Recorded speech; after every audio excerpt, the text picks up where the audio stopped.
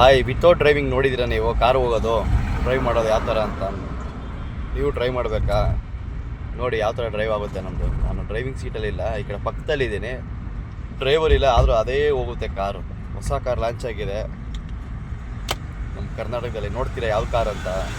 ನೋಡಿ, ಹಂಗೆ ತೋರಿಸ್ತೀನಿ, ವಾಚ್ ಮಾಡಿದ್ದೀವಿ.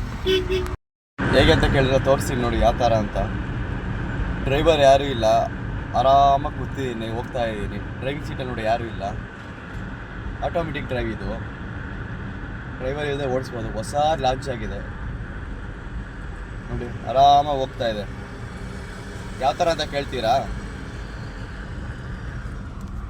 ನೋಡಿ ಈ ಥರ ನಿಮ್ಮ ಕಾರೇನಾರು ಕೆಟ್ಟೋದ್ರೆ ಈ ಥರ ಆಟೋಮೆಟಿಕ್ ಎಳ್ಕೊಂಡು ಹೋಗ್ತಾರೆ. ಇದೇ ಹೊಸ ಡ್ರೈವಿಂಗ್ ಇದು.